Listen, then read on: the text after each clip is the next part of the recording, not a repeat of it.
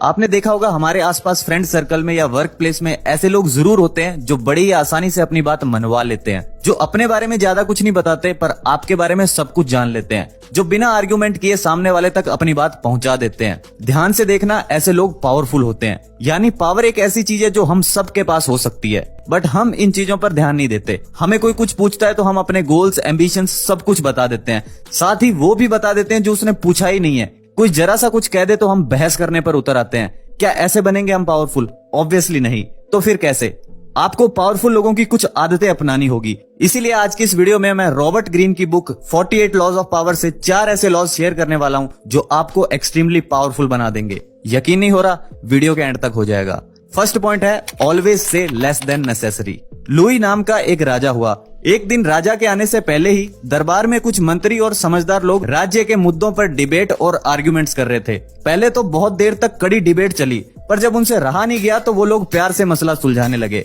मसला सुलझने ही वाला था कि राजा के पैरों की आवाज आई। आवाज सुनते ही तुरंत सभी के सभी सीधे हो गए। फिर राजा अपनी जगह पर आकर बैठा और बोला, क्या मसला है? तो उस वक्त मंत्री ने सोचा, महाराज अगर आप 2 मिनट लेट होते ना तो आज मसला सुलझ ही जाता। इसके बाद दोनों तरफ से एक एक आदमी आगे आए और अपनी अपनी पार्टी की बात रखी। जब उनकी बात पूरी हो गई तो वह राजा के निर्णय का इंतजार करने लगे। और हमेशा की तरह राजा ने इस बार भी एक ही बात कही, मैं देखता हूँ। यह कहकर वह चला गया और लोगों को कई हफ्तों और महीनों के बाद रिजल्ट देखकर पता चलता था कि राजा ने डिसीजन क्या लिया था। अब वो इतना कम इसलिए बोलता था ताकि लोगों को उसके बारे में कुछ पता ना चल जाए, क्योंकि अगर लोगों को उसके बारे में पता चल गया तो अब वह राजा से बात मनवाने के लिए उसी तरह से बात करेंगे जैसे वह सुनना चाहता है। पावर एक ऐसी चीज है जो दिखती है, और जब हम जरूरत से कम बोलते हैं तो हम ज्यादा पावरफुल दिखते हैं। हमारी साइलेंस सामने वाले को अनकंफर्टेबल कर देती है। हम ह्यूमंस बाय नेचर लोगों को जानना चाहते हैं, जज करना चाहते हैं। इसीलिए आप अगर साइलेंट रहते हो या बहुत कम बोलते हो तो सामने वाला नर्वस हो जाता है और खुद के बारे में बहुत कुछ बता देता है। फिर जब वो इंसान घर जाता है तो उसे ऐसे लगता है जैसे किसी ने उसे लूट लिया। वो फिर आपके बोले हुए एक एक वर्ड पर ध्यान देता है। उसे ऐसे लगता है जैसे आप अनअफोर्डेबल हो, बाकियों से अलग हो, और यही चीज आपको पावरफुल बनाती है। इसीलिए रॉबर्ट ग्रीन कहते हैं, कम बोलो। सिर्फ कम नहीं, जितनी जरूरत है उससे भी कम। थर्ड लॉ है get others to do the work but always take the credit. क्या आपने निकोला टेस्ला का नाम सुना है? वेल, अगर नहीं सुना तो मैं आपको बता दूं कि वो एक ऐसे साइंटिस्ट है जिनके पास करीब 300 इन्वेंशंस के पेटेंट्स है, पर फिर भी वह इतने फेमस नहीं हुए जितने थॉमस एडिसन हुए। थॉमस एडिसन ने टेस्ला के मुकाबले बहुत ही थोड़े और नॉर्मल इन्वेंशंस किए थे, जिनमें एक बल्ब का इन्वेंशन भी शामिल है।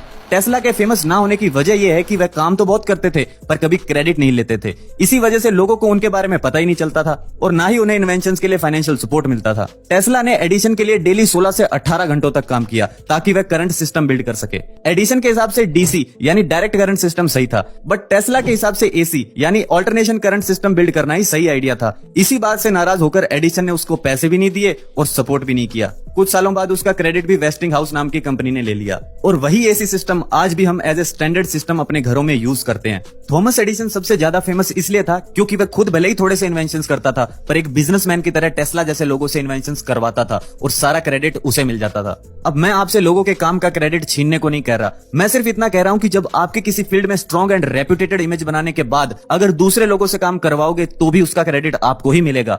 सेकंड लॉ है so much depends on your reputation, guard it with your life. यानी आपकी रेप्यूटेशन बहुत इंपॉर्टेंट चीज है, इसे बचा के रखो। चाइना वॉर के समय 3 राज्यों के बीच लड़ाई हुई। उस वक्त पहले राज्य का जनरल चूको फोर्स को लीड कर रहा था। उसने अपनी ज्यादातर आर्मी को तीसरे राज्य के साथ लड़ने के लिए भेज दिया और खुद थोड़ी सी आर्मी के साथ स्मॉल टाउन में आ गया। अब ये बात पास ही के राज्य को पता लग गई। थोड़ी देर में चूको को पता चला कि 1.5 लाख लोगों की आर्मी उन पर अटैक करने आ रही है। उसे ये पता चल गया था कि थोड़े से लोगों के साथ हम उन्हें नहीं हरा सकते, पर चूको इससे पहले कोई भी लड़ाई हारा नहीं था। वह तीनों राज्यों में स्लीपिंग ड्रैगन के नाम से फेमस था। तो जैसे ही अटैक होने की खबर आई, उसने सिटी के सारे दरवाजे खुलवा दिए और अपनी आर्मी से छिप जाने को कहा। इसके बाद वह खुद सिटी वॉल यानी शहर की सबसे विजिबल जगह पर चेयर लगाकर बैठ गया और सितार बजाने लगा। कुछ ही मिनट्स में उसने देखा कि बहुत बड़ी आर्मी उसकी सिटी की तरफ बढ़ रही है, पर वह ऐसे बैठे रहा जैसे उसने कुछ नोटिस ही नहीं किया। जब आर्मी गेट्स के बिल्कुल पास पहुंच गई तो उन्होंने देखा कि सारे गेट्स खुले हैं और चूको आराम से बाहर बैठा है। यह देखकर उनके जनरल को हेजिटेशन हुई और वह आर्मी को वापस ले गया। अब ऐसा इसलिए हुआ क्योंकि वह पहले बहुत बार उनसे जीत चुका था। पूरी सिटी को खाली देखकर उन्हें यह लगा कि यह कोई ट्रैप है।